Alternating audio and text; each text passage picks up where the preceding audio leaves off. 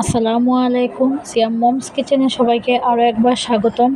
আজ আমি তৈরি করে দেখাবো আলু দিয়ে দারুণ মজার মুচমুচে বিকেলের নাস্তা। আর আশা করছি আমার এই রেসিপিটা আপনাদের অনেক ভালো লাগবে। ভালো লাগলে প্লিজ আমার চ্যানেলে একটা লাইক দিবেন এবং সাবস্ক্রাইব করে চ্যানেলের সাথে থাকবেন, আর পাশে থাকা বেল বাটনটা অন করে দিবেন। প্রথমে আমি এখানে একটা বাটিতে 2টা আলু সেদ্ধ করে নিয়ে খুব ভালোভাবে ম্যাশ করে নিয়েছি। এখন দিয়ে দিচ্ছি 1.5 কাপের মতো চালের গুঁড়া, আর দিয়ে দিচ্ছি 2 টেবিল চামচ ধনিয়া পাতা কুচি, দিয়ে দিয়েছি স্বাদ মতো লবণ। এখন দিয়ে দিব 1 চা চামচ লাল মরিচের গুঁড়ো, আর দিয়ে দিব 1 চা চামচ কালো গোলমরিচের গুঁড়ো। এখন আমি এই সবগুলো উপকরণ খুব ভালোভাবে একসাথে মিশিয়ে নিব।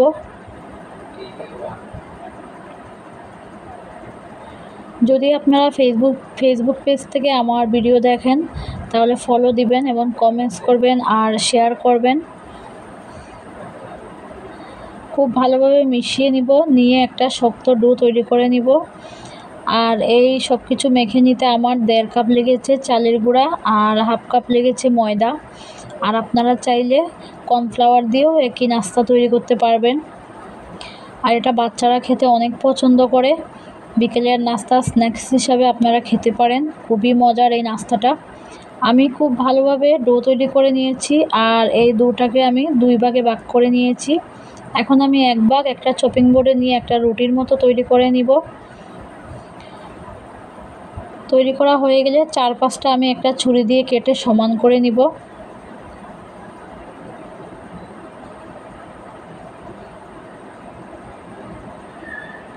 চার পাঁচটা কেটে সমান করা হয়ে গেলে বাকি যে অংশগুলো বের হবে সেগুলো রেখে দিব, ফেলে দিব না।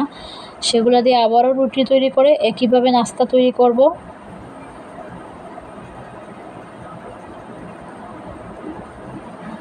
আমি 4 পাশ খুব সুন্দর করে কেটে নিয়েছি। এবার আমি ছুরি দিয়ে লম্বা করে ফিঙ্গারের মতো করে এগুলা কেটে নিব।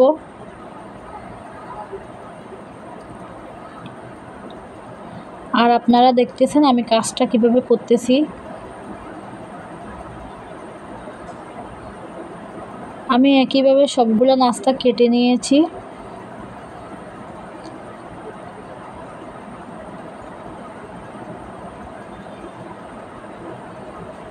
সবগুলো নাস্তা কেটে নেওয়া হলে আমি একটা প্লেটে উঠিয়ে নিব। চুলায় আমি একটা প্যানে বেশ কিছুটা তেল গরম করে নিয়েছি। এবার আমি চুলার আঁচটা মিডিয়ামে রেখে এই নাস্তাগুলো ভেজে নিব। খুবই সহজ একটা রেসিপি শেয়ার করার চেষ্টা করেছি ঘরোয়া উপকরণে, এবং সবাই খেতে পারবেন। বাচ্চারাও খেতে এই নাস্তাটা অনেক পছন্দ করে। আশা করছি আমার রেসিপিটা আপনাদের অনেক ভালো লেগেছে। কমেন্টস করে জানাবেন আমার রেসিপিটা কেমন লাগলো। সবগুলো নাস্তা তেলে দেওয়া হয়ে গেলে এগুলোকে গোল্ডেন কালার হওয়া পর্যন্ত উল্টিয়ে পাল্টিয়ে ভেজে নিব। আর চুলার আঁচটা এই পর্যায়ে মিডিয়ামে রাখবো।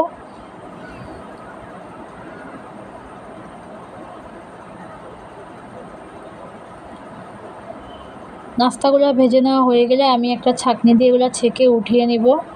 আর একইভাবে আমি সবগুলো নাস্তা ভেজে নিব।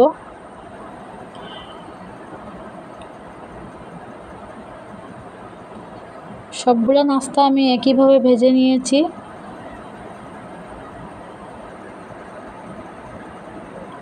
আর আপনারা দেখতেই পাচ্ছেন এটা কতটা সুন্দর হয়েছে, আর এটা অনেকটা মুচমুচেও হয়েছে। কমেন্টস করে জানাবেন আমার আজকের এই রেসিপিটা আপনাদের কেমন লাগলো। সবাই অনেক অনেক ভালো থাকবেন। এতক্ষণ সাথে থাকার জন্য অনেক ধন্যবাদ।